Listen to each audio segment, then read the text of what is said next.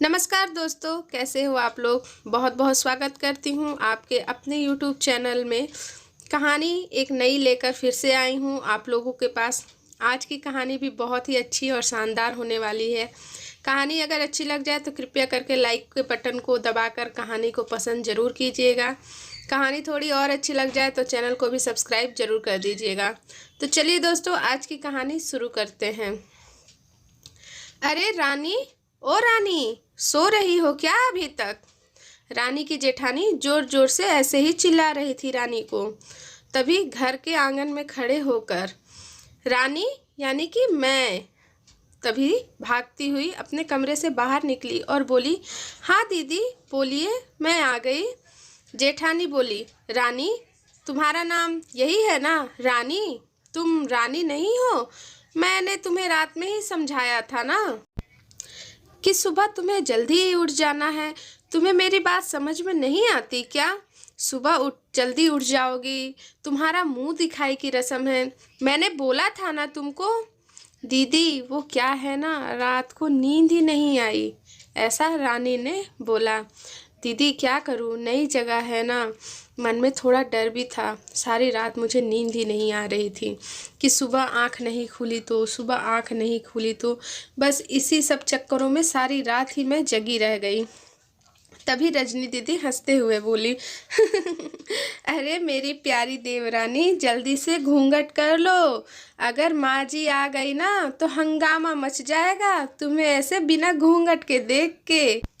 कि तभी जैसे ही मैंने घूंघट किया था कि तभी मैंने देखा कि वहाँ सासू माँ कड़कती धड़कती आवाज में बोली, चलो अब यहाँ क्या कर रही हो। सारा दिन ऐसे ही गपशप मारती रहोगी तुम दोनों। चलो चलो यहाँ से, लोग आकर बाहर बैठे हुए हैं। नई बहू की मुंह दिखाई की रस्म भी तो करनी है।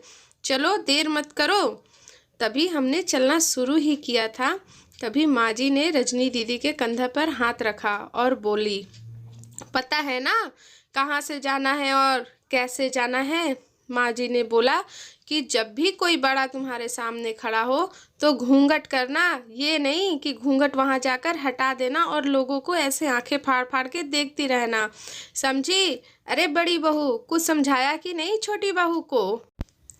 और कम से कम अपने बड़ों के सामने आना और बिना घूंघट के तो कभी नहीं। ऐसा कभी भूल कर भी मत करना। जब भी कोई घर के बूढ़े बड़े या बाहर से कोई बड़े दिखे ना तो अपने सर पे पल्लू यानी घूंघट जरूर रखना, समझी। घूंघट के तो कभी बाहर निकलना भी मत। रजनी दीदी ने तो कुछ भी नहीं बोल रही है, बस हाँ में अपना सर हिलाकर हाँ बोल दिया। मैंने भी बस अपना सर हाँ में ही हिला दिया। माँ जी के जाने के बाद मैंने अपनी जेठानी यानी कि रजनी दीदी से पूछा, रजनी दीदी आप तो स्कॉलर हो ना, और इन सब चीज़ों को कैसे निभाती हो, मुझे तो समझ में नहीं आता। मुझे तो ये सारी प्रथाएं ना बहुत ही पुराने ज़माने की आउटडेटेड लगती है। मगर आप इतनी पढ़ी लिखी होकर भी ये सारी चीज़ें कैसे निभा लेती हो। तभी रजनी दीदी मुस्कुराई और मेरे तरफ देखकर बोली, अरे पागल, मैं थारे जेठ जी से बहुत प्यार करती हूँ, इसलिए अभी तक चुपचाप सारी चीज़ें निभा रही हूँ। मैं कुछ बोल नहीं रही और चुपचाप रजनी दीदी की सारी बातें सुन रही हूँ और साथ ही घर के बाहर वाले कमरे में जाकर बैठ गई। वहाँ पर बहुत सारे लोगों की भीड़ थी, मतलब आसपास मोहल्ले वाली सारी औरतें आकर बैठी हुई थीं। कि तभी एक पड़ोस की आंटी जी पास आकर बैठी थी और वह बोली कि यह कैसी बहू आई है। ससुर जी सामने खड़े हैं और इसे देखो कि ये यहाँ आकर बैठी है। वो तो ऐसे नाक चढ़ा चढ़ा कर बोल रही थी कि मुझे तो अपने मन में बहुत ही डर लग रहा था, और फिर भी मैंने कहा चलो ठीक है, क्या कहूँ, मुझे तो घूंघट के अंदर से सब दिख रहा था। मुझे तो कुछ समझ में ही नहीं आ रहा था। मतलब जो आंटी जी बोल रही थी अंदर से तो बहुत डर लग रहा था, मगर कुछ समझ में आने का नाम नहीं। तभी रजनी दीदी ने सारी बातें संभाली और रजनी दीदी फटाक से बोली, अरे आंटी जी, अभी तो नई बहू है, यहाँ के रीति रिवाज सीखने में इसे थोड़ा टाइम तो लगेगा ना। रजनी दीदी ने मुझे वहाँ से उठाकर मेरे कमरे में छोड़ी। 6 महीने यूं ही छोटी छोटी चीज़ों में बीत गए।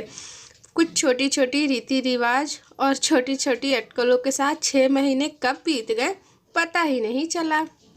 फिर एक दिन मैं राहुल के साथ साड़ी लेने बाहर गई और तभी उतने देर में राहुल का फ़ोन बजने लगा। उसका फ़ोन आया और वो बात करने के लिए दुकान से बाहर चला गया ताकि आराम से बात कर सके। वो साड़ियों की दुकान थी ना, तो अंदर काफ़ी औरतें और लड़कियां थी जो साड़ियां पसंद कर रही थी। और आपको तो पता है, जहाँ 4 लड़कियां हो वहाँ शोर शराबा हो ना, ऐसा तो हो ही नहीं सकता, ऊपर से साड़ियों की दुकान। तभी साड़ी की दुकान पे मैं बेधड़क होकर साड़ियाँ देख ही रही थी कि तभी साथ में बैठे हुए अंकल जी खांसे। ऐसा लगा जैसे गला साफ कर रहे हों। एक बार, फिर 2 बार, फिर 3 बार। तभी साड़ी वाले भैया ने बोला, अरे भैया, इन अंकल जी को पानी दे दो, इनको थोड़ा खांसी हो रही है। इतने में अंकल जी भड़क उठे और बोले, क्या बदतमीज लड़की है, ऐसे देखो, कुछ समझ में ही नहीं आ रहा है इस लड़की को। तभी बुजुर्ग आदमी अपनी आंखें गुस्से से लाल पीली करके दुकान पर ही लगे डांटने, लगे चिल्लाने कि कुछ शर्म लिहाज बचा है या नहीं इसे। दुकान पर हंगामा होता देखकर राहुल बाहर से भागकर अंदर आया और अंदर आते ही अंकल जी के पैर छूकर बोला, मामा जी, आप यहाँ? वो तो आश्चर्यचकित हो गया था इस दुकान में अपने मामा जी को देखकर। तभी मैं घबरा के दुकान से बाहर निकल गई और मारे डर के मेरे तो पसीने चलने लगे। आई एक लंबा घूंघट करके गाड़ी में बैठ गई। राहुल बाहर आया और गाड़ी में बैठकर गाड़ी बहुत तेज चलाने लगा। मैंने तभी डर के मारे धीमी आवाज़ में राहुल से बोला, गाड़ी बहुत तेज चला रहे हो, कहीं एक्सीडेंट ना हो जाए, थोड़ी धीमी चलाओ। हम घर पर पहुँचे ही थे कि तभी माँ जी की ज़ोर ज़ोर से चिल्लाते हुए आवाज़ मुझे बाहर तक सुनाई दे रही थी। वो ज़ोर ज़ोर से चिल्लाते हुए बाहर आई और बोली, देखो देखो, आ गई ये रानी साहिबा, खानदान की इज्जत मिट्टी में मिलाकर। तभी रजनी दीदी आई और बोली, माँ जी, मेरे शादी को 6 साल हो गए, मैं अभी तक मामा जी को नहीं जानती कि कौन है, ये कैसे जानेगी। माँ जी तभी जोर से चिल्लाई गुस्से में, देखो कैसे चपड़ चपड़ जवान चल रही है इस लड़की की, छोटी तो छोटी, ये इसकी भी जबान निकल गई है अब, पहले तो इसके मुंह से आवाज़ नहीं निकलती थी और अब देखो इसका पक्ष लेके मेरे सामने जुबान लड़ा रही है ये रजनी की बच्ची। और तभी एक तरफ से राहुल की आवाज़ सुनाई देती है, बस करो माँ, ये क्या बोल रही है। राहुल सबकी बात काटते हुए बोले कि माँ, ये दोनों बिल्कुल सही बोल रही हैं, अगर ये दोनों हमेशा घूंघट करके ही रहेंगी तो मामा जी को कैसे पहचान पाएंगी। आप खुद बोलो, अगर 24 घंटे किसी के सामने आने पर कोई अगर घूंघट में रहे तो वो सामने वाले इंसान को कैसे पहचान पाएंगी, आप बताओ। और माँ, आज मामा जी के एक फ़ोन पर तुमने पूरे घर में अशांति कर दी, पूरे घर के शांति को भंग करके रख दिया माँ। ये वही समाज है जिसने सीता माता पर भी उंगली उठाई थी। के तभी पिताजी और जेठ जी भी राहुल का साथ दे रहे थे, उनके हाँ में हाँ मिला रहे थे और बोल रहे थे कि राहुल बिल्कुल ठीक बोल रहा है, कोई गलत बात नहीं बोल रहा है।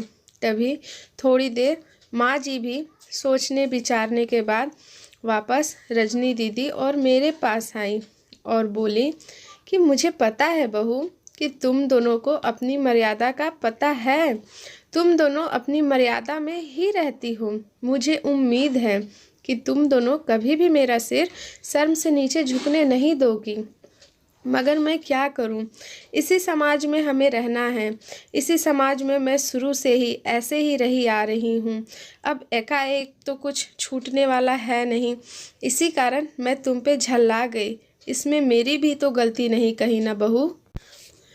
हम एक ही परिवार के सदस्य हैं बच्चों, हमें हमेशा एक साथ ही रहना है, वक्त चाहे कैसा भी हो, अच्छा वक्त हो या बुरा वक्त हो, हर सदस्य को अपनी अपनी मर्यादा का बस पता होना चाहिए और हर सदस्य अपनी अपनी मर्यादा और कर्तव्य को अगर ईमानदारी से निभाए तो परिवार में कभी भी कोई भी कलेश हो ही नहीं सकता। ये सारी बातें करते हुए माँ जी थोड़ी भावुक हो गई थी और मुझे और रजनी दीदी को बिल्कुल अपने गले से लगा लिया। माँ जी का ऐसा स्वरूप मेरे आंखों के सामने, मैं तो विश्वास ही नहीं कर पा रही थी कि अभी कुछ देर पहले जो माँ जी ऐसे झल्ला पड़ी थी ये वही हैं। उन्होंने जैसे ही मुझे और रजनी दीदी को गले से लगाया हमारी आंखें भी नम हो चुकी थी। तो आज की कहानी यहीं तक। कहानी आपको कैसी लगी दोस्तों ज़रूर बताइएगा। अच्छी लगे तो कृपया करके चैनल को सब्सक्राइब कर दीजिएगा, वीडियो को लाइक कर दीजिएगा, ठीक है। और आप लोगों को और कैसी कहानी चाहिए, किससे रिलेटेड कहानी चाहिए, किस विषय पर कहानी चाहिए, ये भी आप मुझे ज़रूर बताइएगा। आपके जो सुझाव हैं वो कमेंट बॉक्स में लिखकर ज़रूर बताइएगा। कहानी थोड़ी अच्छी लग जाए तो फ्रेंड्स एंड फैमिली में भी शेयर कर दीजिएगा। तो मिलते हैं आप लोगों से नई कहानी में, तब तक के लिए धन्यवाद।